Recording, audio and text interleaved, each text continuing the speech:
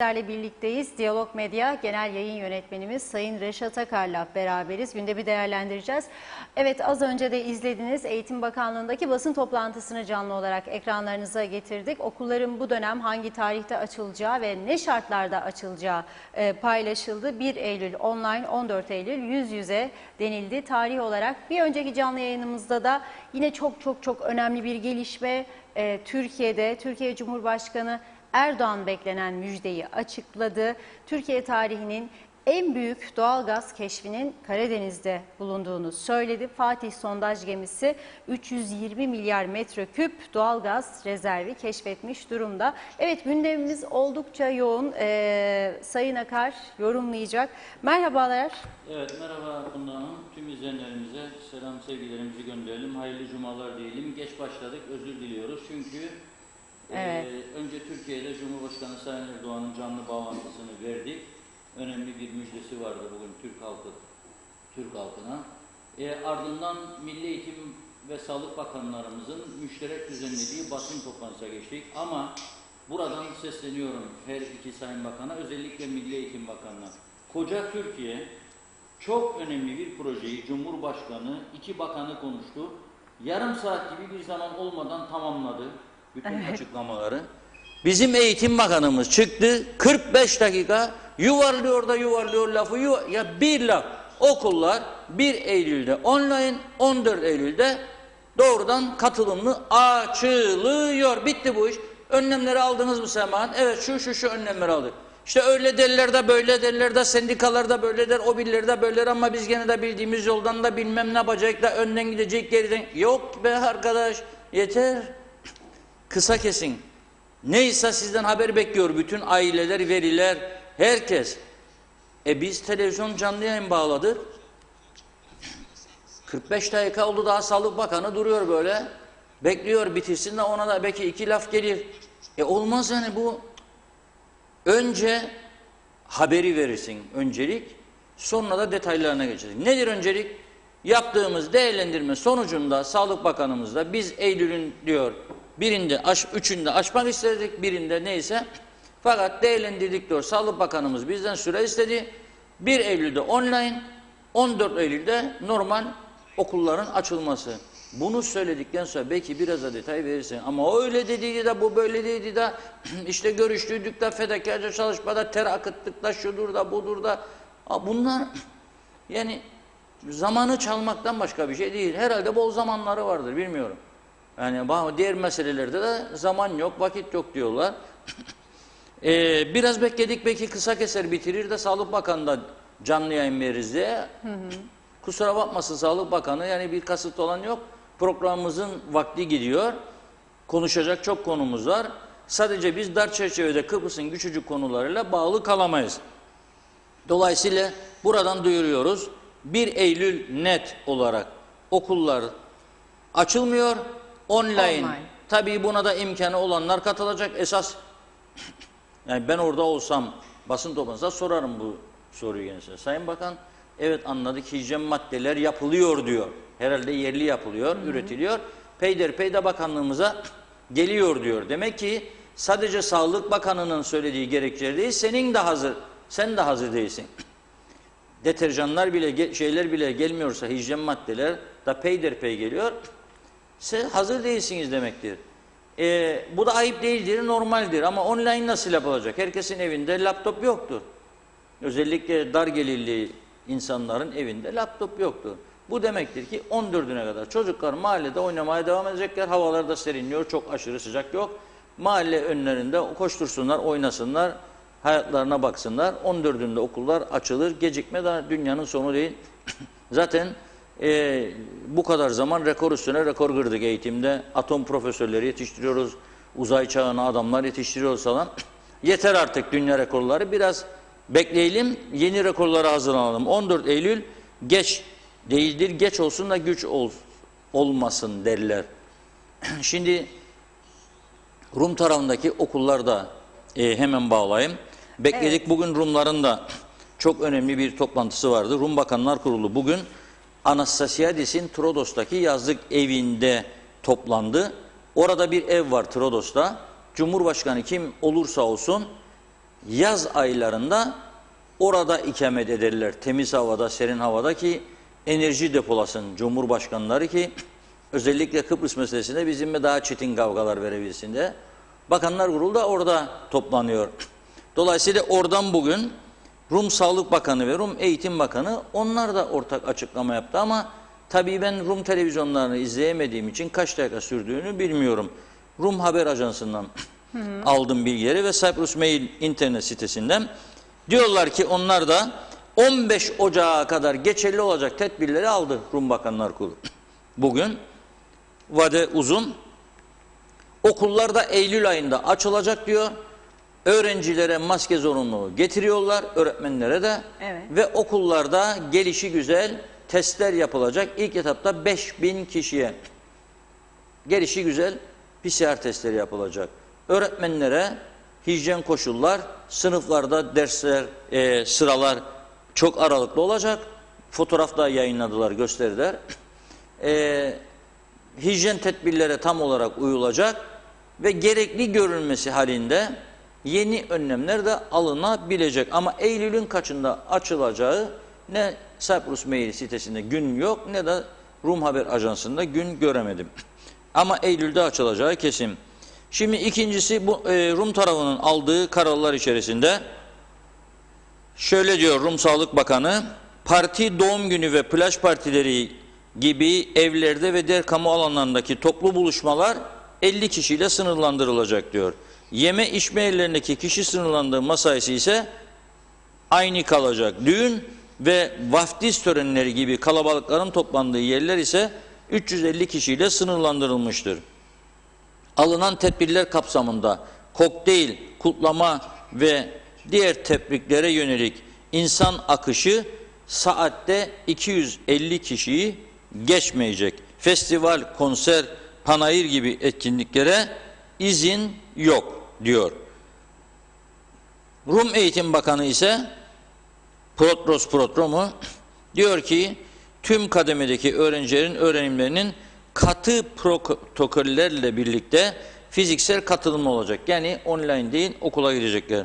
6 yaşından itibaren yapılması gereken uzmanların da bahsettiği talimatlara göre maske kullanımı tüm öğrenciler için zorunlu olacak diyor. Veliler ve toplum konu hakkında bilgilendirilecek. Eğitimciler ve öğrencilere yönelik çok sayıda test yapılacak diyor. Bizim Sağlık Bakanımızdan da Eğitim Bakanımızdan da benim beklediğim buydu. Bunun gibi. Evet. Ne yapılacak, ne edilecek. O öyle dediydi de bu böyle dediydi. Sağdan vurdu, soldan vurdu da geldi de biz gene de işte tamam anladık ama yani biraz bilgi, özet bilgiye ihtiyaç vardır. Dolayısıyla iki tarafta da okullar Eylül'de açılıyor diyelim. Evet. 14 Eylül'e kadar umuyorum. Tabii şey dedi eğitim yani dönüşümlü açılması söz konusu okulların. Yani herhalde 2 gün bir grup gidecek, 3 gün bir grup, onların da detaylarını göremedim. Keşke bize onları açıklasaydı. Nasıl olacağını anlayalım. Neyse anlayacağız. Belki de biz kestikten sonraki sürede onu da anladırdı bilmiyorum ama netice itibariyle iki tarafta da Rum ve Türk tarafında okullar Eylül'de açılacak. Türk tarafında ne kadar test uygulanacak öğretmenlere, öğrencilere bir rakam, bir bilgi yok şu ana kadar. Uygulanıp uygulanmayacağı da yok. İlk açıklamada en azından görmedim. Eğitim Bakanı'nın, Sağlık Bakanı'nın ne söyleyeceğini merakla herkes bekliyor. Ben de bekliyorum bu konuda. Dolayısıyla veliler çocuklarını 14 Eylül'e göre hazırlasın. Çünkü 1 Eylül, 14 Eylül online bunun toplumun önemli bir kısmı tarafından uygulanmayacağını hepimiz biliyoruz. Yani her velinin de cebinde $1000 yok gitsin de alsın laptopçuk götürsün çocuğuna. Yapamayacaklar. 14 günde zaten dediğim gibi ne atom profesörü olur ne fizik profesörü. 14'üne kadar çocuklar oynasın koşsun. 14'ünde açılırsa eğer ki belli değil. Yani bana göre her an değişebilir Kıbrıs Türk tarafındaki sistem. Çünkü sayı artarsa ki artmasını istemiyoruz, azalmasını istiyoruz. Ona göre kararlar değişebilir. Evet. Şimdi esas konumuza gelelim. Esas önemli konu Türkiye Cumhurbaşkanı Sayın Recep Tayyip Erdoğan'ın bugün Enerji Bakanı ile de canlı bağlantı kurar. Çünkü onlar Fatih gemisinin üzerindeydiler. Hazine Bakanı Sayın Albayrak'la birlikte 2 bakan ve onlar oradan bağlandılar. Cumhurbaşkanı Erdoğan açış konuşmasını yaptı. Bütün bakanları da oradaydı huzurunda ve davet ettiği kişiler müjdeyi verdi. Dolmabahçe'deki ofisinden bugün millete sesleniş konuşması yaptı ve Türkiye tarihinin en büyük doğal gaz keşfi konusunda Türk halkına müjdeyi verdi. Açıklama şöyle: Fatih sondaj gemisi Tuna 1'deki sondajında hamdolsun diyor Cumhurbaşkanı 320 milyar metreküp doğal gaz rezervi keşfetmiş durumda. Hedefimiz 2023 yılında Karadeniz gazını milletimizin kullanımına sunmaktır. İnşallah benzer müjdeyi Akdeniz'den de bekliyoruz dedi. Şimdi Akdeniz çok önemli. Neden mi? 320 milyar metreküp gaz önemli bir rakamdır elbette ama programa girerken Rum tarafının yabancı şirketlerle, kimdir bu yabancı şirketler? Noble Amerikan, Eni İtalyan, Total Fransız, dünyanın 3 dev şirketi doğalgaz konusunda. Bunlarla birlikte sürdürdükleri bugüne kadarki sondaj faaliyetlerinin çıkan sonucunu araştırdım. Tam olarak bir karşılaştırma yapabilelim diye. 10. parsel için tahmini gaz miktarı 5 ile 8 trilyon metreküp. Karadeniz'de 320 milyar metreküp. Bunların sondajlarında ortaya çıkan tahmini gaz miktarı 5 ile 8 trilyon metreküp arasında. Kıbrıs'ın tamamının 200 yıllık ihtiyacını karşılayabilecek miktarda. Değeri ise 30 ile 40 milyar dolar arasında. O nedenle de ikinci işaret ettiği Sayın Erdoğan'ın Doğu Akdeniz'le ilgili sondajlar çok önemlidir. Buralarda esas doğal gaz çıkarsa ortaya, ki Levitan yatağı var İsrail.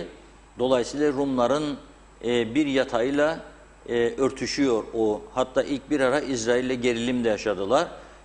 Onun yataklarını zarara uğratma, keşif yaparken Güney Kıbrıs veyahut da onun yataklarından fayda sağlama gibi bir durum olmaması için ciddi bir kısa süreli bir gerilim yaşadıklarını da biliyoruz. Okuduk bunu Rum basında ama sonra bir araya geldiler, sorunlarını çözdüler. Dolayısıyla gerçek durum şu anda gaz meselesi budur. Ha, Kıbrıs durumlarda 30-40 milyar dolar gelir diyor. Olabilecek mi bu? Bunda da bir kesin bir şey söylemek mümkün değil. Çünkü bu doğal gazın Avrupa'ya sevkiyatı çok önemlidir. Avrupa'ya sevkiyat olabilmesi için ve Avrupa'nın Rusya'ya bağımlılıktan kurtulabilmesi için bir defa bu gazın Türkiye üzerinden gitmesi lazım. Ama bunlar İsrail ve Mısır'la birlikte Yunanistan, Güney Kıbrıs, İsrail, Mısır bir anlaşma yaptılar. Bu gazın Yunanistan üzerinden gitmesi sıvılaştırılmış bir şekilde, bunun da yatırım maliyetleri oldukça yüksek. Fakat bu yüksekliğe rağmen bu kararı aldılar. Yani bölgemizden çıkacak gazı bir nevi Helenleştirdiler, Yunanistan üzerinden gitmesini garanti aldılar. Ama bunun da yüksek maliyetli olacak olması nedeniyle Rusya'yla, Rus gazıyla nasıl mücadele edecek? Bu bir önemli. 2, Amerika kaya gazı da dünya birincisi, çok korkunç rezervleri olduğu biliniyor. Onu ne zaman devreye koyacak, ne olacak bilinmiyor. O nedenle de Rumlar bulduk bu gazı da satacakla zengin olacak gibi iddiaları da şu an itibariyle çok desteklenen bir iddia değildir. Yani bazı hatta Rum uzmanlar, mesela Elinas diye bir Kıbrıs Rum profesör var. Bu konuda doğal gaz konusunda çok uzman bir Rum olarak biliniyor. O diyor ki hayal görmeyelim. Bizim buradan çıkacak gazın bizi zenginleştirmesini beklemeyelim. Çünkü doğal gaz fiyatları sürekli düşüyor dünyada. Bizim bu kadar maliyetle Avrupa'ya ulaştıracağımız bir gazın alıcı bulması zordur diyor. Ayrıca tabii Karadeniz gazının çıkması Türkiye'ye ne kadar edecek bilemiyorum ama o gazın çıkması öncesinde de Türkiye en büyük pazar olabilirdi bu Doğu Akdeniz'deki gazda. Türkiye ile eğer ılımlı bir görüş birliği yakalayabilselerdi Türkiye'nin çatışmak yerine. O yüzden gaz meselesi şu anda evet çok sevindik, çok mutluyuz. İlk defa Türkiye böyle bir rezerv buluyor ve 320 milyar metreküp keşfetmiş durumda. Bunun 3 yıl gibi bir süre içerisinde çıkarılmasıyla Türkiye dışa doğal gaz konusunda bağımlılıktan ne kadar kurtulacak, ne kadar yetecek Türkiye'ye, kaç yıl gidecek, onu da önümüzdeki günlerde göreceğiz. Ama bugün Hazine Bakanı Sayın Albayrak bir rakam telaffuz etti. Türkiye'nin yılda yaklaşık enerji harcaması dedi, 40 milyar dolar civarında. Enerji harcaması dediğinde bu sadece gaz değil, aynı zamanda petrol tabii dışa bağımlı. Eğer diyor, çok iddialı konuştu, doğal gaz üretimi başlar, sevkiyat, kendi üretimimiz ve bunu geliştirebilirsek, çünkü bu başlangıçtır diyor, diğer yataklardan daha çok çıkma ihtimali var diyor. O zaman diyor, Türkiye'nin diyor, bu çok büyük bir iddia, dışa bağımlılığı tamamen ortadan kalkar enerji tüketiminde. Bir, iki, Türkiye'nin dış ticaret açığı diye bir sorunu kalmaz diyor. Üç, Türkiye bütçesi açık vermez, tam tersi artı verir diyor. İnşallah olur. Bunlar gerçekleşir. Çünkü Türkiye iyiye gittikçe, Türkiye güçlendikçe bizim de güçlendiğimiz anlamı vardır, çıkar. Bizim de güçlenmemiz demektir. Büyük bir sevinçle karşılarız. Ama az önce dediğim gibi Rum tarafının kazılarında dünyanın 3 dev şirketiyle yürüttüğü doğalgaz araştırma sondajlarında 5 ile 8 trilyon metreküp bir gazdan söz ediliyor. Kıbrıs'ın 200 yıllık ihtiyacını karşılayacak düzeyde 30-40 milyar dolar civarında da bir değeri olduğu belirtiliyor. Arada ciddi bir fark var. Ama tabii dediğim gibi bunlar da başlarında ilk böyle değildi. Birkaç yerde sondaj yaptılar. Türkiye'de de daha bu ilk konu adımdır. Bakalım Tuna 1 sondaj yatağıdır bu. Diğer yataklarda nelerin çıkacağını önümüzdeki günlerde göreceğiz. Evet. Biraz mesajlara bakalım mı? Tabii. Sayın Akar. Evet, tabii ilk eğitimle başladık. İlk mesajlarımızda onları görüyoruz yoğunluklu. Hikmet Ceylan, iyi yayınlar. Maşallah bakanımız öyle bir konuşuyor ki dünyada yok bizim uygulayacağımız sistem. Şöyle daha düzgün internet altyapımız yok. Neyin kafasını yaşıyorsunuz? Şeklinde sormuş. Yılmaz Eratılgan, iyi yayınlar, kolay gelsin diyor. Salih Yusuf, Bakan Pilli havale geçirdi diye yorum yapmış. Arın Taşarkan, Kıbrıs Türk Atatürkçü Gençlik Hareketi Genel Sekreteri Arın Taşarkan olabilecek Kıbrıs sorununda kalıcı çözümün iki toplumlu ve iki bölgeli federal Kıbrıs'la mümkündür diye söylemekteyiz diyor. Hikmet Ceylan, yarın sendikalar çıkar bir eylem yapar, ekimi bulur. Yabancı kelimeler telaffuz etmesine gerek yok bakanın şeklinde bir yorum yapmış. Diğerini okumayayım. Tabii o yabancı kelimelerde kullanılan programlardan bahsetti ama çok açıklayıcı olmadı. Sevim Özyurt, haklısınız. Çok fazla gereksiz konuşma yapıldı denilmiş. İrina Akmandor da yine uzun konuşmaya değinmiş o da. Sevim Özyurt'un benzer bir yorumu var. Doğan Falyalı, bulunan gaz miktarı 320 milyar metreküp hayırlara vesile olsun. Ders miktarını düşürüp zamanı daha verimli kullanma yolunu arasın. Okullardan mezun olacak olanlar bir de sanattan mezun olursa o zaman başarıyı kazanacak anlayana şeklinde bir yorum yapmış.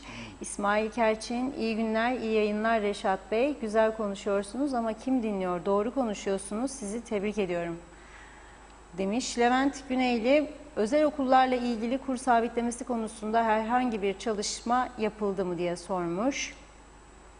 Hasan Esma Altay, Allah'ım virüs yüzünden ne hale düştük. İş yerlerine kimse almıyor. 3 aydır ev kirasını ödeyemedim. Markete borç alışveriş kesinti. Kızıma süt alacaktım. Borcunu ödeyemedim diyor. Sesimi duyacak kimse yok mu demiş. Yılmaz Eratılgan, Reşat Bey, okulların tüm bu yılın hazır ders müfredatı olan tabletler var. Bunların tüm öğrencilere dağıtılması gerek demiş.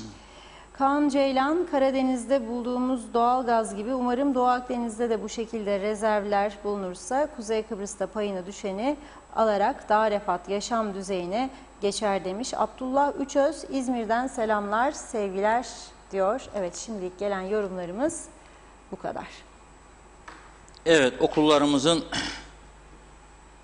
açılmasını hepimiz istiyoruz. Çünkü oldukça geri kaldık derslerden. Zaten eğitimde ciddi bir kayıp vardı, düşüş vardı. Başarılarda düşüş vardı. Dolayısıyla okullarımızın bir an önce tam eğitime geçmesini hepimiz arzularız. Ama tabii ki bu aşamada evet çalışmalar yaptı, inanıyorum bakanlık. Bir takım düzenlemeleri yaptı. İhtiyaç duyulacak malzemelerin siparişini verdi, belki hijyen maddelerin. Ama bu tabii sınıfların sayısını artırma, eğitimci sayısını artırma kolay bir iş değildir. Zaman ister. Onda ben bir şey duymak istediklerimi duymadım işin açıkçası. Evet. İkincisi de online sistem bizim güneydeki gibi mali durum ailelerde o kadar iyi değildir. Ve onlar pandemi süreci başladığında derhal ilk iş olarak hemen ihtiyaçlı aileleri belirleyip evlerine kadar götürüp çocukların laptoplarını verdiler ve onların da online eğitim almasına fırsat tanıdılar. Bu son derece önemli bir olaydı. Bizde böyle bir uygulama yapılmadı. Zor da bir iştir. Hastaneye yatak almakta zorlanıyorsak hastanelerimize online eğitim için çocuklara laptopu kimler alacak, hangi parayla alacak, nasıl verecekler? Kolay bir iş değildir. Dilerim bu sıkıntıları erken bir zamanda giderir ve normal eğitim sürecine başlarız. Şimdi ikinci bir olay, gene Rum tarafıyla Kıbrıs Türk tarafını kıyaslayarak yapmak istiyorum. Evet. Şimdi bugün bizdeki ekonomik örgütlerin, ki bunun içerisinde ticaret odası var, sanayi odası var, otelciler birliği var. Sanıyorum seyahat acentleri birliği de var. Tam emin değilim. 4-5 örgüt var bunun içerisinde. Şimdi bugün bir ortak açıklama yaptılar ve diyor ki uzun bir süre bu Covid-19 salgını ile birlikte yaşayacağımızı dikkate alarak iş yerlerinin kapatılması gibi bir şey düşünmeyelim. Buna diyor tahammül edilmez diyor. Bugün yapılması gereken ülkemize giriş yapanların etkin denetim ve takibini yapmaktır. Bu amaçla daha sistemli çalışmak, teknolojik takip olanaklarından yararlanmak ve ülkemize mutlaka ayrı bir pandemi hastanesi kazandırmaktır. Şimdi bunun evet yapılmasını istiyoruz ve pandemi hastanesi konusunda da Türkiye'nin ortaya koyduğu bir proje var. Şu anda tek umut odur. Çünkü kendimiz burada herhangi bir durum yaratmış değiliz. Umut ediyoruz ki Türkiye'nin yolladığı proje bir an önce Kıbrıs'ta ilgili birimlerce onaylanır ve bu hastanenin yapımına başlar. 1,5 ay gibi kısa bir sürede de tamamlanması öngörülüyor. Tamamlanır. Aksi halde ciddi sıkıntılar kapının önündedir. Yani bu defa ne başlıyor toplumda? Sayı arttığı takdirde pozitif vakaların bu defa kapatın kapıları, karantina sürecine geçin diyor. Şimdi bunlar da diyor ki yurt dışından gelişleri imkansızlaştıracak karantina uygulamasına dönülmesi gibi önlemlere başvurulması halinde biliniz ki çok sayıda iş yeri kapanacak ve binlerce çalışan işsiz kalacak. Böyle bir önlemin halk sağlığını daha güvenli bir şekilde koruyacağı düşünmüş olsa bile işverenleri ve çalışanları ile birlikte özel sektörü kurban etmek anlamına gideceği açıktır. Diğer ülke örnekleri incelendiği zaman salgına karşı mücadelenin iş yerlerini ayakta tutacak ve çalışanları koruyacak şekilde sürdürülmeye çalışıldığı zaten görülecektir diyor. Rum tarafında önlemlerini az önce okudum. Kapatma diye bir şey yok hiçbir yerde. Havaalanlarından gelişleri durdurmak diye bir şey yok. Karantina diye bir şey yok. Sadece belirli yerleri sayı açısından sınırlıyor. Ve diyor ki panayırlar, festivaller olmayacak. O da içe dönüktür. Çünkü Kıbrıslılar çok meraklıdır. Festivaller, panayırlar devamlı oluyor. Türk ve Rum tarafında, iki tarafta da oluyor. Rum tarafı neden kapatmıyor? Çünkü ona değineceğim. Rum Otelciler Birliği'nin bugün bir açıklaması var. İlginçtir. Diyor ki her şeye rağmen açıldı, uçak seferleri başladı. Buna rağmen diyor özellikle Mausa bölgesi, onlar öyle der. Gazi Mausa'ya yakın bölgeler, sınırdan bu yana Larnaka'ya doğru, onlar Mausa derler oralara. Mausa bölgesindeki otellerin sadece %30'u diyor yaz döneminde açıldı. Ve diyorlar Ekim'den sonrası içinde kapanma olasılığı çok arttı diyor otellerin. Çünkü Eylül ayından sonra herhalde rezervasyonlar çok düşüktür. Dolayısıyla mesela adam bakıyor. 4 yıldızlı bir otel. Kaç tane müşteri gelecek Eylül ayında? %10 kapasite. Adamı kurtarır mı acaba %10 kapasiteyle çalışıp da 100 tane 150 tane personel çalıştırmak? Yani otel çalıştırmak şöyle bir şey. Şimdi bir lokantacı vardır, küçük bir meyhane vardır. Gidersiniz, karısı girer mutfağa. Adam da siparişi alır. Kadın hazırlar mezeleri, adam taşır. Getirir götürür, döndürür çarkını. Ama otel öyle değildir. Otelin bir defa çamaşırcısı olacak, aşçıları olacak, garsonları olacak,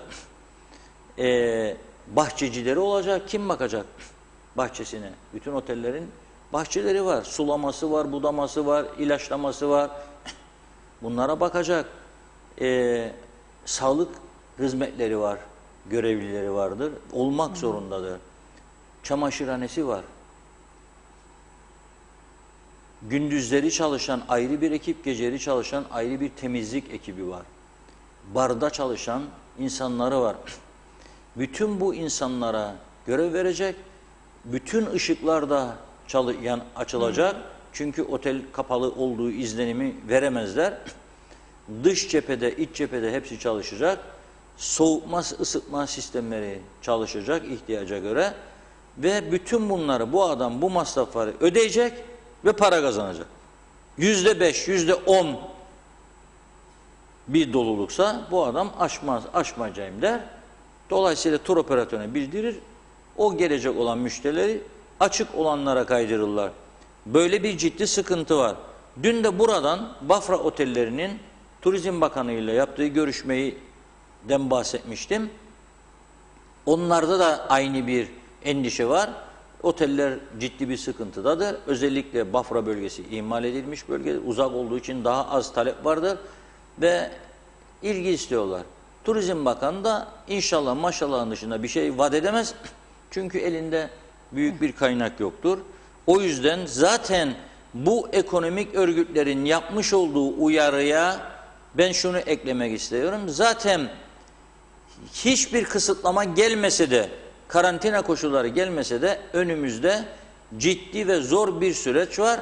Çünkü buraya gelen turistlerin ezici bir çoğunluğu Türkiye'den gelmektedir. Ama Türkiye'de de ciddi ekonomik sıkıntılar vardır. Eskisi gibi para bolluğu yoktur. İç turizm daha öncelik kazanmıştır. Dolayısıyla bir Türkiye'de PCR, bir burada PCR zorlaştırmaktadır işi. Ayrıca uçak biletleri fiyatlar yüksektir. Bunu da göze alıp, iki de PCR göze alıp gelip buraya para harcamak ne kadar onlar için uygundur? Bunları da düşünmek lazım. Turist gelmediği zaman ise ne olur? Turist gelmediği zaman ise ekonominin çarkları dönmez olur, durur. Nitekim bugün Girne esnafı bir toplantı yaptı. Şimdi bize de dün bir mesaj gönderdiler. Girne esnafı bu sabah 8.30'da Piabelli Otel'de bir toplantı yapacak. Ben de arkadaşlarım ki gidiniz. Bakalım ne büyük sıkıntıları vardır. İnsanlar artık dayanamaz noktaya geldi. Bir gittiler bakta başbakan, 3 tane bakan orada oturmuş esnafa, başbakanımız vatan millet nutuğu çeker habire. Öyle yapacak, Maraş açacak, şunu yapacak, bunu yapacak. Yürüyün arkadaşlar, dağ başını duman almış. Onlar da dinler böyle. Halbuki gana ağladıklarını biliyorum. 15 gün önce röportaj yaptılar, 20 gün önce. Siftah etmediklerini söylerler. Dükkan kirasını ödeyemediklerini söylerler. Çoğu gün aşmadıklarını söylerler. Bakarım böyle hepsi böyle kaldı. Tamam da dağ başını duman almış ama çarşıyı da ateş almış. Alevler yanıyor çarşının içinde. Bunu nasıl düzeltecek? Yani dağ başını duman almışsan düzel demeyik. Mehter'in takımını koysak gene düzel demeyik. Onun ne yapacak? Esas sorun burada budur. Ben buna bakarım. 4 tane bakan orada oturuyor ve belki de 1,5-2 saat gitmiştir orada. Ama halbuki bu zamanı başka şeye harcasaydık, dün burada konusunu ettiğimiz düşünceler gündeme gelseydi, ki burada ben otel işletmecilerine de biraz suç buluyorum. Onlar da bu süreçte gerekli atak politikaları çıkarmadılar ön plana. Yani gittiler hükümetten beklediler, çalışanlarımıza 1500 bizim var, çalışanlarımıza 1500 bize de. Tamam da yani yoktur. Seni de o da ne yapacak? Tabii dediler. Sonunda 1500 verildi. İkinci 2500 epey vakit geçti. Onda da bazı yerlerde sıkıntı var. Bugün mesajlar aldım. Mesela bazı işverenler diyormuş ki aldın devletten 1500'ü, ben sana 1500 kesip de vereceğim diyormuş, ödeyeceğim parayı. Bu da zaten sıkıntı içindeler o insanlar. Daha da sıkıntıya giriyor. Ama halbuki fikir geliştirip dediğim gibi hükümete deselerdi, bak bugün açıklama yaptı Maliye Bakanı, 60 milyon daha ödemiş bugün geriye dönük, son geriye dönük. Hani kesti ya Nisan-Mayıs aylarında evet, maaşlardan bir miktar. O kestiği maaşın ikinci diliminde bugün ödedi, piyasa 60 milyon sürdü. Halbuki bu 60 milyonun 10 milyonunu, 15 milyonunu kamu görevlilerine ve emeklilere tatil fırsatı sunarak değerlendirebilirdi. Ve bu 10-15 milyon lirayı da hemen vermek zorunda da değildi otellere. Ayda 1-2 milyon vererek 7-8 aya bölerdi. Çünkü senin zaten kasan boştur. Paraya ihtiyacın var. Bir ay sonra sen bu kasayı, maaşları ödeyecek şekilde dolduramayacaksın. Aslında onlar da biliyor bunu. Kasım sonu nasıl dolduracak? Ekim sonu bittikten sonra bu seçim curcunası nasıl dolduracak? Gittikçe işler azalıyor, gittikçe kayıplar büyüyor.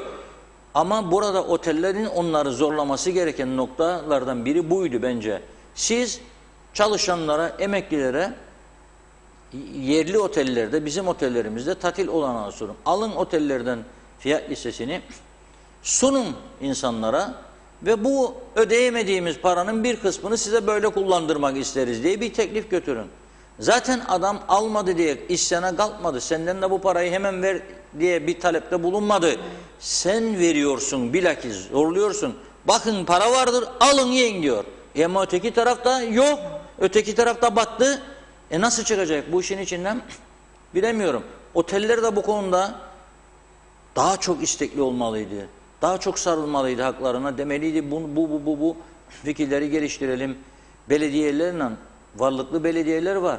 5-6 tane belediyenin mali durumu iyidir. O belediyelerle anlaşmalar yapılabilirdi. Tamamen boş kalmaktansa veya %5, %10 dolulukla çarkı döndürmeye çalışmak yerine bir miktar yerli turiste çarkın daha hızlı dönmesini sağlamalıydılar. Yani benim bir otelim olsa ilk yapacağım iş, giderim Antalya, Adana'dan, Mersin'den, yakın yerler buradan belediye başkanlarıyla görüşürüm. Oradan buraya belediyelerin katkılarıyla turist getirmeye çalışırım. Giderim devlet kurumlarıyla görüşürüm. Giderim Türkiye'deki sağlık örgütleriyle görüşürüm. Falan hastane kaç çalışanınız var? 350 çalışanınız. Biz onlara Kıbrıs'ta 350'sine şu şekilde bir paket sunuyoruz. Böyle bir tatil, dayanışma, yavru vatan ana vatan dayanışması, bak fiyatlar da çok uygun, uçak içinde veya gemi içinde şu kadar gün konaklanma, bu kadar şey, ne kadar zararın ucundan dönsen kârdır. %1, %2, %5'i de çalışsan kâr olarak diyorum masraflar çıktıktan sonra. Mühim olan bu sezonu başarıyla tamamlamaktır. Bir zamanlar Mehmet Kral Bey şu anda Selam İspay Otel'in yönetim kurulu başkanıdır. Bir zamanlar Kıbrıs'ta bir turizm işletmeleri şirketi vardı. Mehmet Kral Bey de son dönemde onun yönetim kurulu başkanıydı ama yapacak bir şeyi yoktu. Veya son dönem değilse bile bir dönem kesin oradaydı biliyorum. Bir gün bana telefon açtı. Dedi ki bir görüşebilir miyiz dedi. Ben de o zaman Günaydın Gazetesi'nin Kıbrıs muhabiriyim. Çok faalim. Günaydın da Türkiye'de ve Kıbrıs'ta en çok satan gazete. Görüştük. Dedi ki çok zor durumdayız. Turizm işletmelerine bağlı oteller, Selam İspay, yanındaki Mimoza, Girne'deki Dorona, Marimonte. Yok, bir turist yok. Sadece oraya genellikle devlet erkanı gidiyor. Yiyor, içiyor, hadi eyvallah diyor, gidiyor. Bakandır, müsteşardır, müdürdür. Torpille giden yiyor, içiyor, gidiyor. Yiyor, içiyor, gidiyor. Hep zarar. Ne yapacağız dedi. Oteller boş. Özellikle Salamis. Çok kötü durumdayız. Bize Türkiye'den turist gelmezse biz yandık diyor. Bak Türkiye turistin ne kadar önemli olduğu o tarihten bu tarihe, 80'li yıllardan bahsediyorum, bu tarihe. Ne yapabiliriz dedi. Benim aklıma hemen bir kurnazlık geldi. Dedim, yahu dedim bir konuşayım Günaydın'la, yazı işleri müdürüyle de ve bir kampanya açalım dedim sizin için. Para mara yok yani, reklam kampanyası, haber kampanyası. Gittim, oturdum, düşündüm, aradım editörü. Dedim ki her Türk Kıbrıs'ı görmelidir diye bir kampanya açabilir miyiz? Haber kampanyası. Yaz gönder dedi. Yazdık, gönderdik, otellerden fotoğraf, şuradan buradan renkli. Her Türk Kıbrıs'ı görmelidir. Türk milleti duygusaldır, vatanseverdir, fedakardır. Görünce bunu bir anda rezervasyonlar başladı aksın Kıbrıs'a. Doğru ve Kıbrıs'a üstelik işte şu kampanyayı yaptılar. Falan otel bu kadar fiyata, falan otel bu kadar fiyata, fiyatları gördüler düşük falan filan. Ve bir anda canlılık başladı. Aradı beni sonra Mehmet Kral Bey. Çok teşekkür ederim, bizi iflastan kurtardı bu olay dedi. Biraz canlılık oldu. Şimdi de bu krizlerde aman bak bugün bir enteresan olay oldu. Bütün bizi izleyenlerin de bunu özellikle esnaf kesimin dinlemesini istiyorum.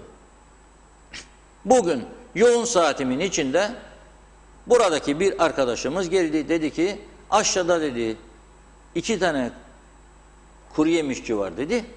Size dedi bir tabağın içinde çerez ikramı yapmak istedi. Ya ben çerez yemek istemem dedim. Çok yiyorum. Gördüm mü dayanamam. Yiyorum, ondan sonra good oluyorum dedim. Ya ne olur 5 dakika gelsin size dedi. Dedim adam mal satmak istiyor. Ben de yemek istemiyorum. Evet. Hayır dedi, satmak istemiyor. İkramdır. Adam aldı tabağı. Tamam gelsin dedik. Geldiler. Koydular tabağı. Diyalog canımız, diyalog kanımız, hep sizi izliyoruz, sağ olun, var olun, memleketimize hizmetiniz şu bu dediler. Allah Allah dedim ben, ikrama mı geldi, nereye geldi bu arkadaşlar, ama arkadan baktım ikisi de çare arıyor, iş yapsın. Buraya niye geliyor? Geziyor sanayi bölgesini. Ulaşmak istiyor.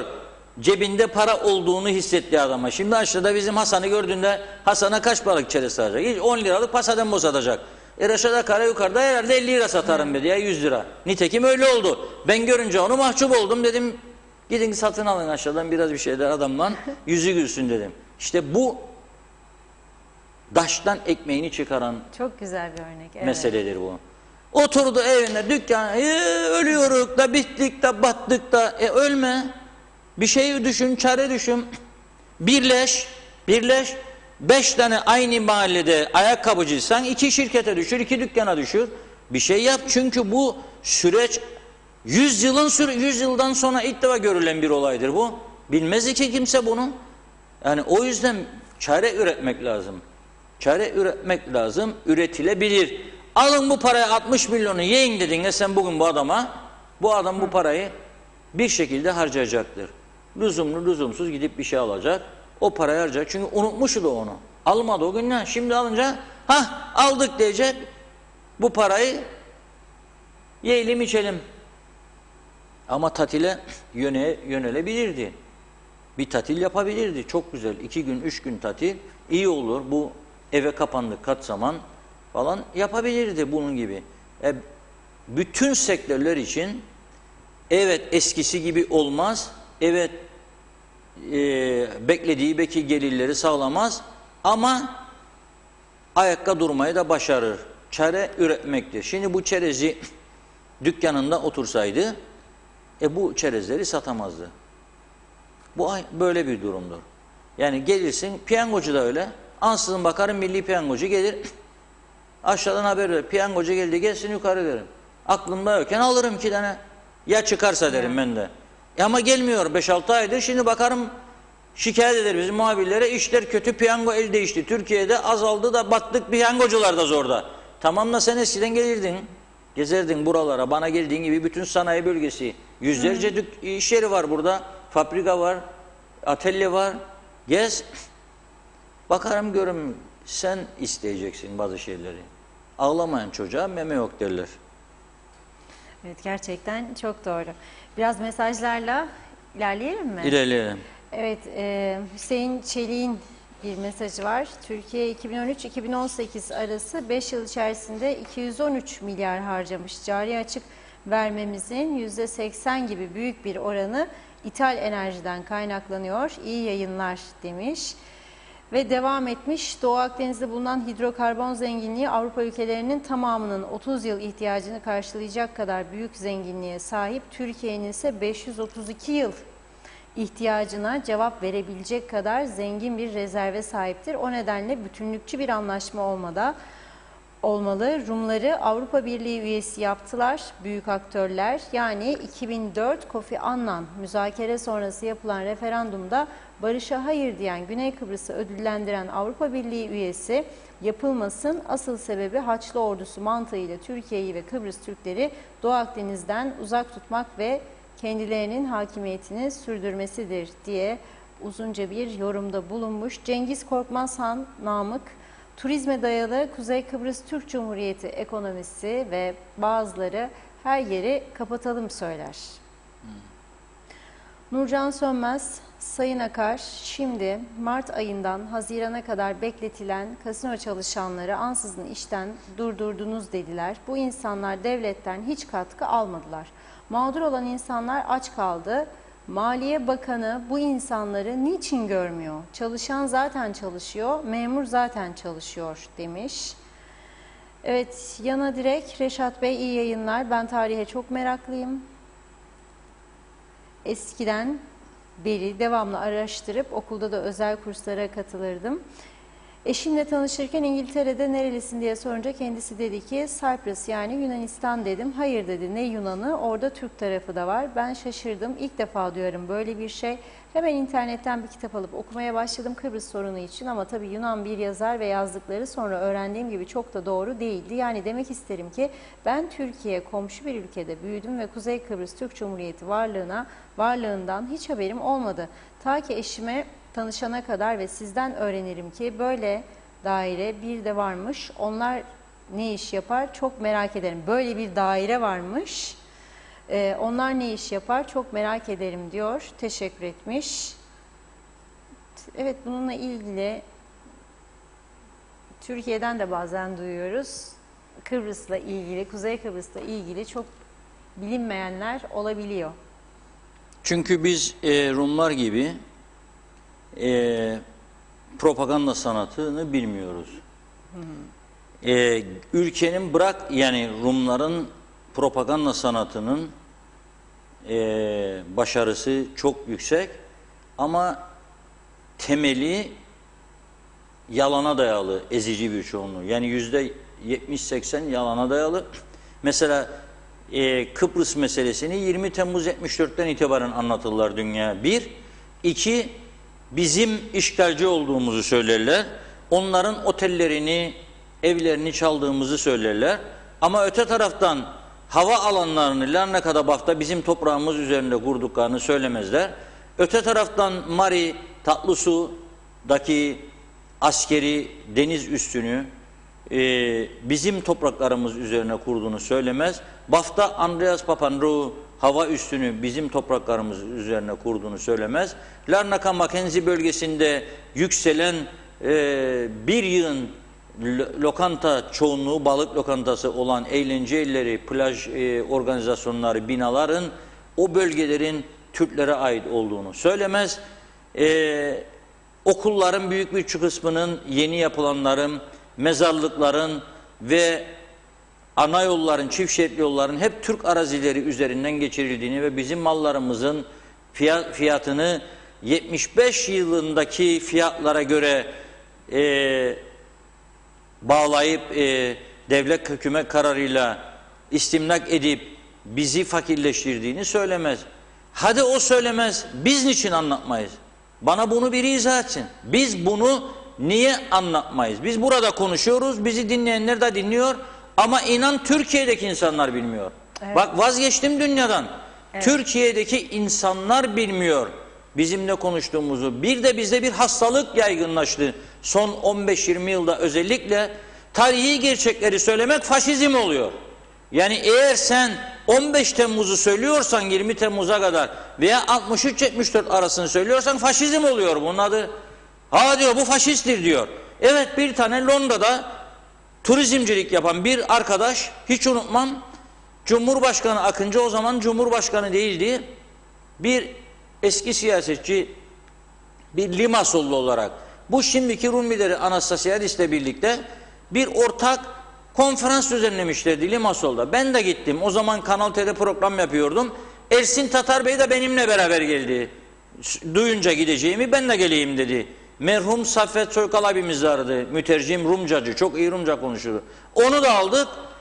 Sezgin Madencioğlu da kameraman da orada. Onu da aldık. Dördümüz çıktık gittik. Limasol'a. Baktım orada konuşmalar. Anastasiadis konuşuyor da konuşuyor. Ve Rumların sorduğu sorularda salondaki izleyiciler hep işgal, hep 20 Temmuz sonrası. Dayanamadım. Dedim ki, niçin dedim 20 Temmuz'u söylersiniz de 15 Temmuz 20 Temmuz arasını söylemezsiniz. Niçin 63-74'ü söylemezsiniz? Ben de göçmenim 63-74 yıllarında saldırılardan sonra. Dedim, bir tane Hollanda'dan gelen Kıbrıslı Türk sonradan da bizim taraftan çok büyük teşvikler de aldı orada. Tanıtım, zengin olmuştu. Sonunda da battı galiba sattı. Geldi bitince program bana ama sen dedi bana faşistsin dedi. Ne demektir faşistlik dedim. Dedi dedi karşı çıkan. Nereye çıkan ha? Çözüme dedi. Yok dedim. Çözüme karşı çıksan burada ne arar? Ama dedim tarihin çarptırılmasına karşı çıkarım. Sen dedim benden de büyüksün. Bak dedim maşallah 2,5 metrede boyun var. Sen bilmez mi bunları dedim. Asıl dedim sen faşistsin. Çünkü dedim kendi toplumuna hakaret ederler orada. Seni barbar ilan eder. Sen de dedim sinip kalırsın orada dedim. Para mı verirler sana dedim bu taraftan da hem o yandan kapan paralar hem bu yandan dedim. Kaldı öyle. Kaldı öyle. Bizim birçok ülkede temsilciliğimiz var. Ne kadar etkindirler. Ne kadar girişim yapıyorlar. Ne kadar anlatıyorlar davamızı. Bak ben Londra'daki Kıbrıs Türk temsilciliğine en az 200 defa girmiş insanım. Geçmiş yıllarda çok sık Londra'ya giderdim. Her girdiğimde zemin kattan yukarı çıkıncaya kadar biri ceketten biri gömlekten çekerdi beni. En alt kattaki bir üst katı şikayet eder. Bir üst kattaki onu şikayet eder. O biri onu şikayet ederdi. Birbirini yemenin dışında bir şey yaptıklarına tanık olmadım Londra'da. Bir dönem, 2 dönem belki bazı temsilciler işte Lordlar Kamerası'nda Türk Kıbrıs'ın dostları falan filan bir şeyler yaptılar. Onu da inkar edemem. Ama birbirlerini yemede yoktur üstümüze. Yani zannetme sadece Kıbrıs'ta oturan bizler dikili taşlarına birbirimizi yemekle meşgulük. Yurt dışına yolladıklarımız da aynı şeyi, hastalığı oraya taşırlar. Orada dayanışma, birlik, beraberlik, tanıtma, seferberliği, çalışma, koşturma, ikna etme, anlatma yoktur böyle bir şey. Yok. Onun için diyorum asker alır gibi seçeceksin temsilciliklerin, yurt dışına göndereceğin adamı. Yok ki bu benim bizim partiye yollayalım gitsin isterlinci kalsın da biraz hayatını düzeltsin de geçsin borçluklarını ödesin. Yoktur böyle bir şey. Biz bunları beceremedik diye o zaman ben nasıl umutlanacağım? 3 yıl 5 yıl sonra KKTC tanınacakmış ya şu olacak bu olacak. Hiç umudum yok. Bu gittikçe daha geridir çünkü gittikçe daha geri. Var ama imkan. Dışişleri Bakanlığı var. Tanıtma dairesi var. Enformasyon var. TAK ajansı var. BRT var. 9'ar bin dolar ayda ödediği 6-7 tane yerel televizyon var. 21 tane para ödedikleri, şimdi ödemezler ama başka yollardan destekledikleri gazeteler var. Sayısını bilemediğim 65-70 tane radyo var. Sayısını bilemediğim internet haberciliği. Şimdi her gün mantar gibi artıyor. Onu da sordum. Bir tane adam alırlar saymışlar gösterirler, çalışır, basın kartı var. TAK ajansı aboneliği bedavaymış. Ne paradan? Evet. Sabah 9'da 10'da gider oraya. Bakar diyalog'a çete çekerdildi. Tık oraya aktarma. Açar takı taklarına iki haber internet. Geri kalan haber birine saldıracaksa patron der gene saldır der ona. Hemen onu yapar. Bu oldu internet gazeteciliği. Bunun önüne kim geçecek? Çıkmayan gazeteler var. Sabah devletin televizyonda basın özetlerinde okunur. Yoktur böyle bir gazete. Ama internetle yapıyor ya diyor. Dijitale döndü dünya şimdi diyor. Oku o zaman. 2000'den olacak yarın. Evet. Birbirlerine savaş. Dürtenler de var. Çünkü dış çevrelerden çatıştırın bu Kıbrıslılarda bir an önce bir şeyler olsun. O zaman nereye varacak bu iş? Söyle bakayım nereye varacak? Bunu kim alacak? En güvendiğimiz insanlar geldi gitti. Dürüstlük sözü verdiler bize. Ama maalesef olmadı. Ve olmayacak da. Gittikçe daha kötü duruma gider. Üzgünüm gerçekten. Bir iki mesaj da bana geldi. Atlamayayım, gücenmesinler bana. Özelden geliyor. Evet. Şimdi İbrahim Bey soruyor. Diyor ki kızım gelecek yurt dışından. Bugün bir açıklama duyduk. PCR testinin üstünde bir kod olması lazımmış. Evet, o kodun adı QR. Q harfi ve R harfi. Neymiş QR? Ben de merak ettim. Bir arkadaşımıza sordum bunu, duydum da bugün.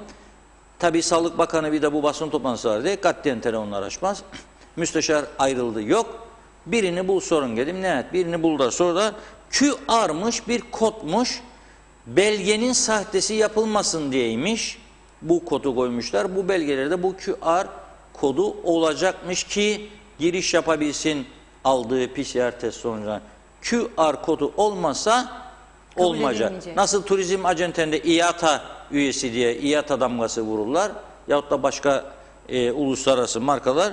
Bunda da bu olacak demektir. Mustafa Bazıbağlı Bey diyor ki 2002 yılından 2017 yılına kadar 15 yıl devletin ilaç deposunda hiçbir kontrol teftiş yapılmadığı için 200 milyon liralık tarihi geçmiş ilaçlar çöpe atılmıştı. Bu 200 milyonu Sağlık Bakanı olduğunun ilk haftalarında Ali Pilli Bey söylemişti. Sonra galiba ben eski Sağlık Bakanlarından olan şimdiki Çalışma Bakanı Faiz Sucuoğlu da yok ya bir yanlışlık var falan filan deyince bir de Meclis'te araştırma komitesi kurunca galiba yanlış söylediğim rakamları dedi. Meclis Araştırma Komitesi kuruldu. Aylarca çalıştılar, bizimle dalga geçtiler, uyuttular bizi. Sonunda dediler ki evet bir miktar ilaç tarihi geçtiği için atılmıştır. Kayıt sistemi tutulması lazımdır. Ne kadar atıldığını, kaç paralık atıldığını bilen yok. Böyle bir devlet demeyeceğim. Böyle bir yönetim tarzı, topluluk yönetme, şirket yönetme benzeri de yok. Yani bir şirket yöneten adam bilmek zorundadır ambarında ne kadar ıslığı vardır. Bilmezse bakkal da olamaz. Bilmezse eski mahalle bakkalları vardır. Deftere yazardı. Onlar da defterden bulurdu hiç olmasa. Bunların defter yok. Bilgisayar kaydı yok. Araştırma komitesi kurarlar mecliste.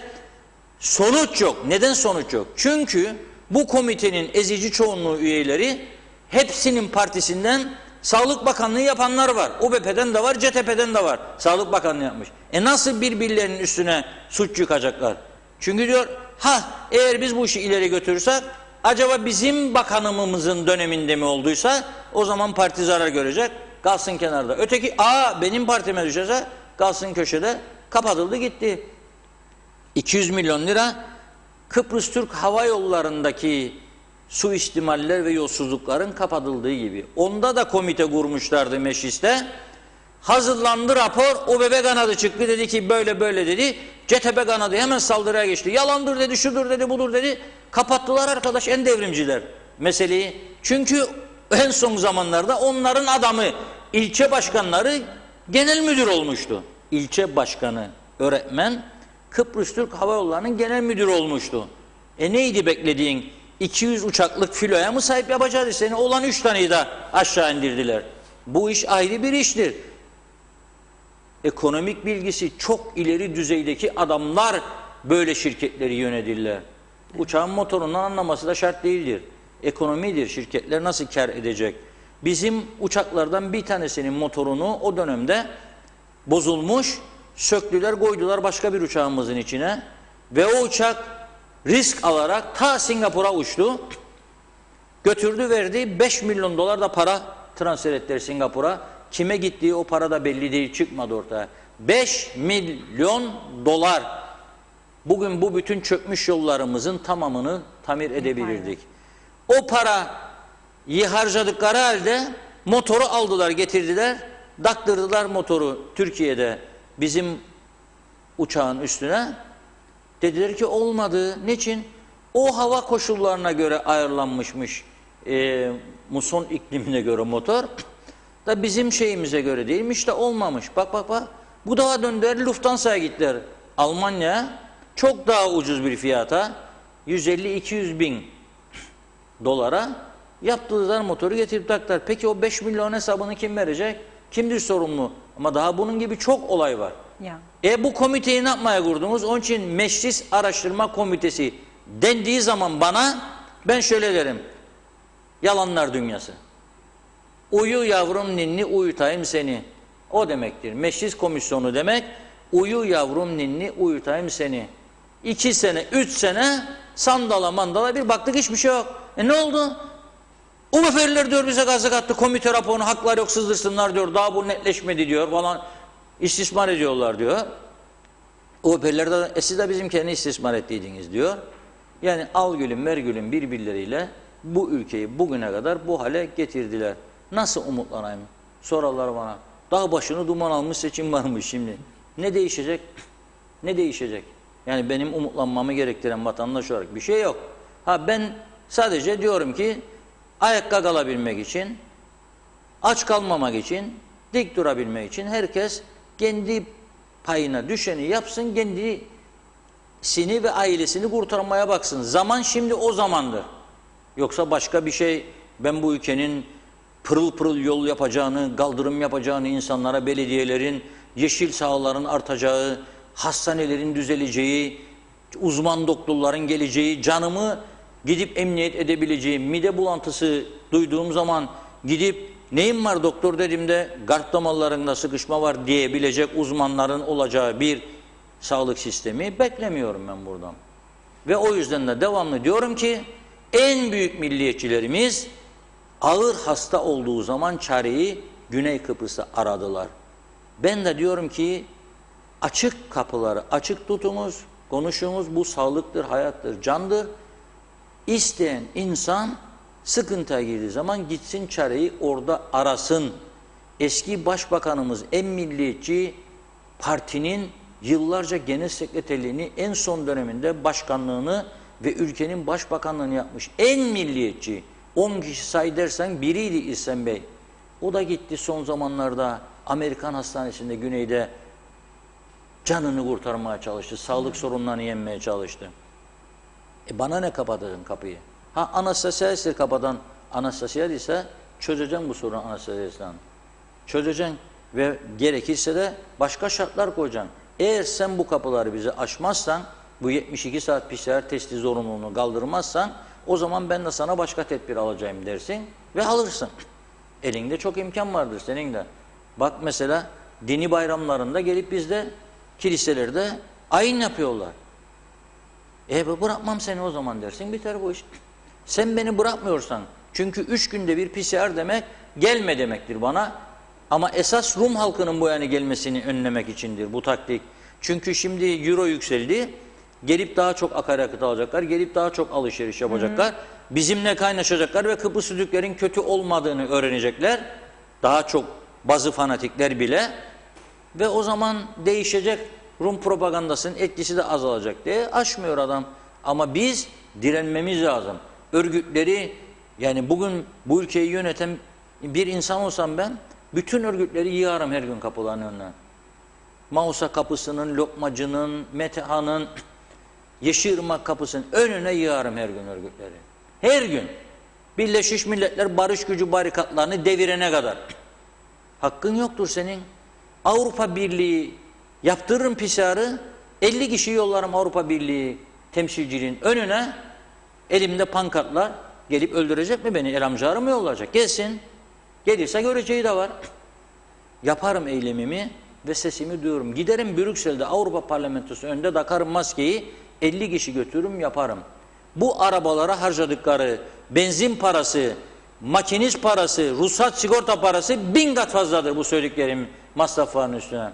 Ben 50 kişi eğer Brüksel'e yollayamıyorsam buradan da 5000 tane araba kullanma hakkım yoktu. 50 kişiye para bulamıyorsam. Yolla bakayım Brüksel'e kapının önüne kendisini. Sen Avrupa Birliği toprağı diye ilan etmedin mi 2004 yılında bütün aday? O zaman benim olduğum toprağı ne bırakmıyorsun gelsin o tarafın insanı? Niye beni oraya bırakmıyorsun gideyim?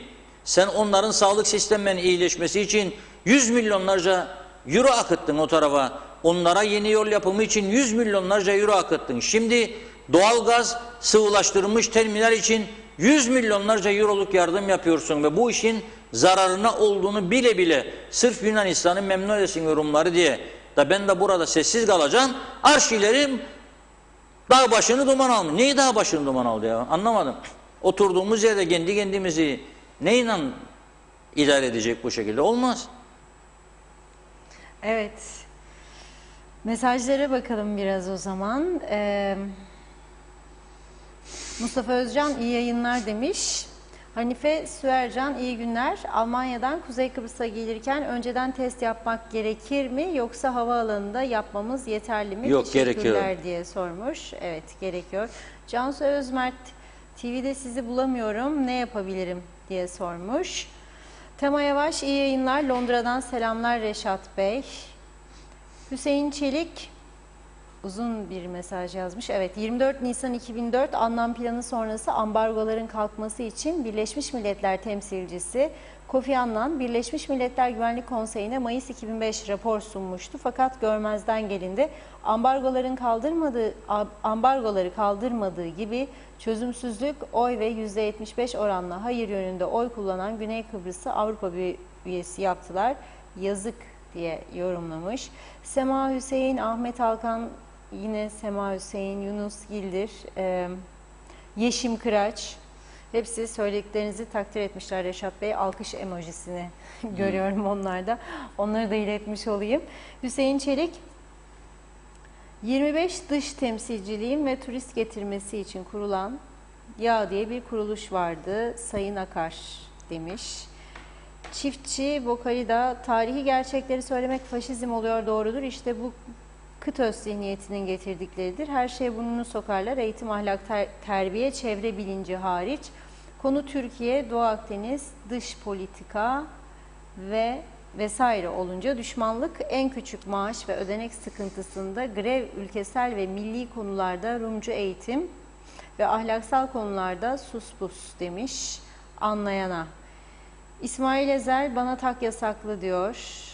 Zeka Üçer iyi yayınlar Reşat Bey. Cumhurbaşkanının değişmesi olacak herhalde diye yorumlamış.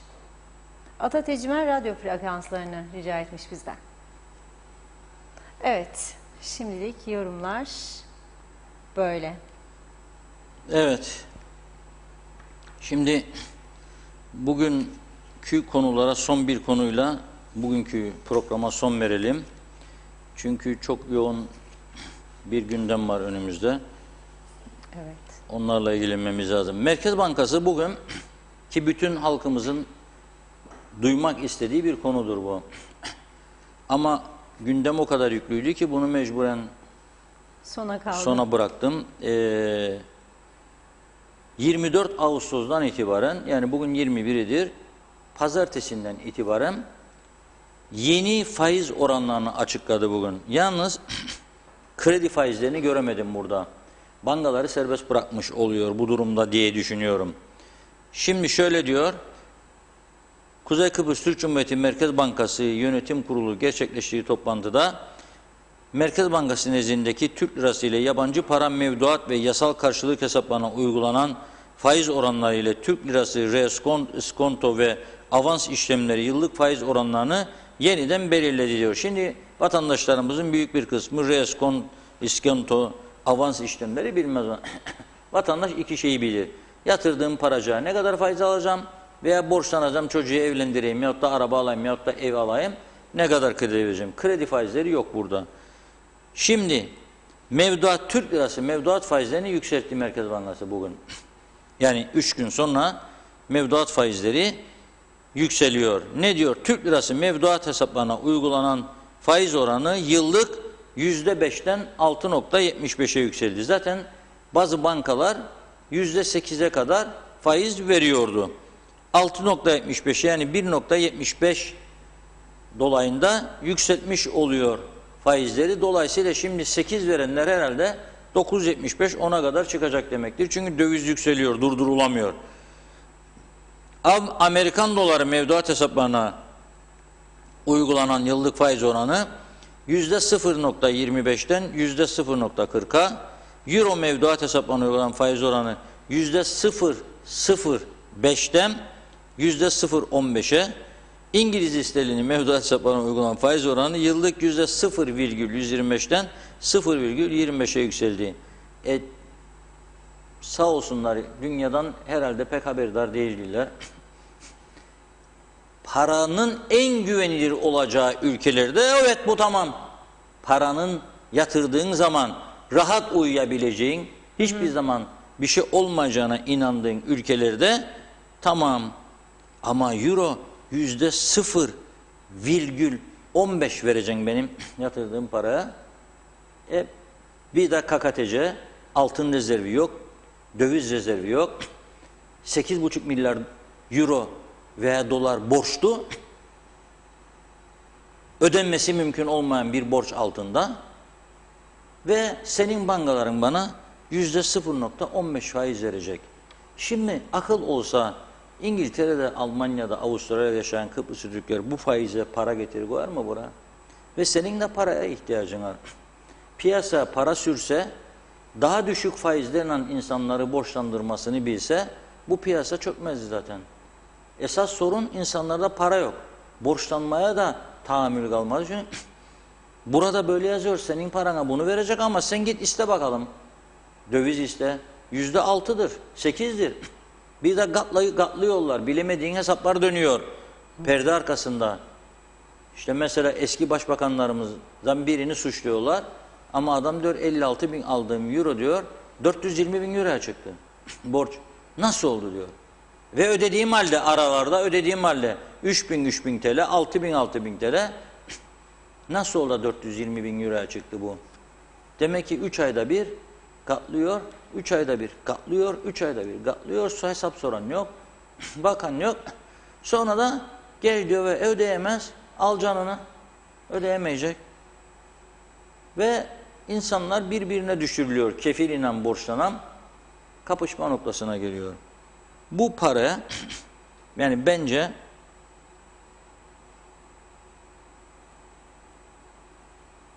bu faizlere para yatırmak zor.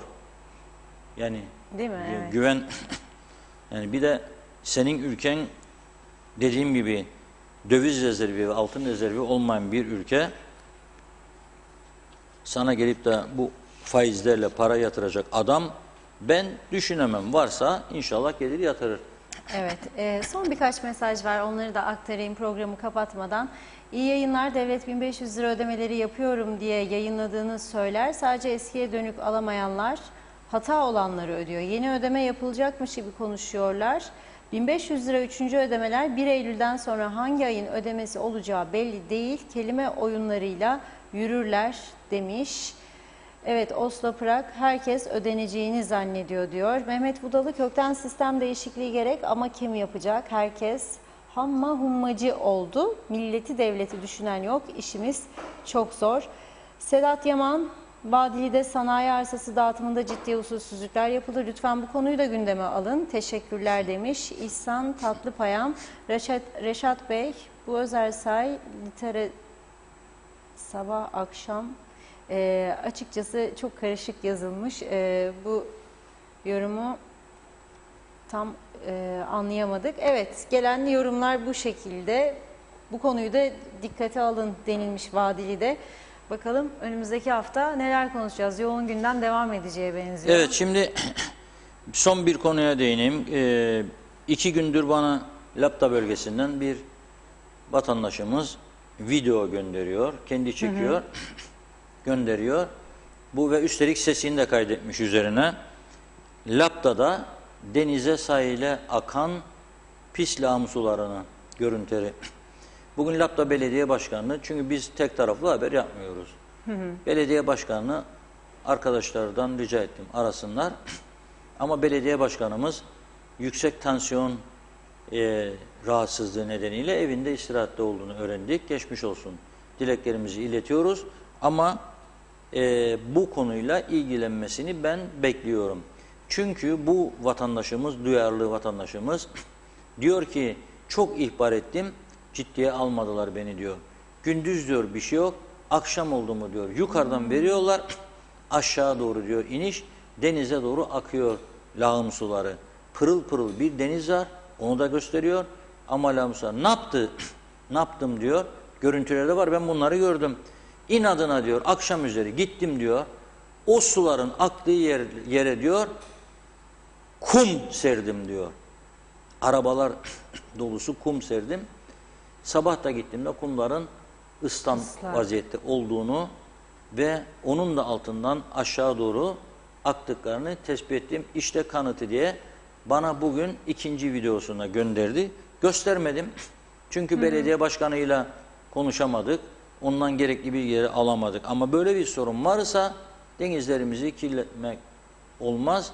Önlem alınması lazım. Para yoksa o zaman şunu söylerim. Neden kaçırdık 1,5 milyar euro yatırım yapacak olan turizmciyi, dünyanın sahili turizmcisi Geddi'de bir özel uçak krizi çıkardık burada kendi kendimize. Oraya mı girdiydi, buraya mı çıktıydı, Nataşalı mıydı yanındaki, şu muydu, Açarşehir'de gitmişler de görüldü, kamera kayıtları var, para vermiyor Açarşehir'de, bu da suç oldu. O öyle miydi, vay bize bunu yapardın da onu yapmazdın. 1,5 milyar euroluk yatırım gitti. O paranın bir kısmı belediyenin kasasına girecekti doğrudan. İyi bir para. Ne maaş ödemede sıkıntısı olacaktı ne de kanalizasyon sıkıntısı. Hep bunları çözeceklerdi. Kaçırdık. Annex Turizm gibi büyük bir, bütün dünyanın bildiği bir şirket. Ama kaçırdık. Şimdi kanalizasyon sorunu var.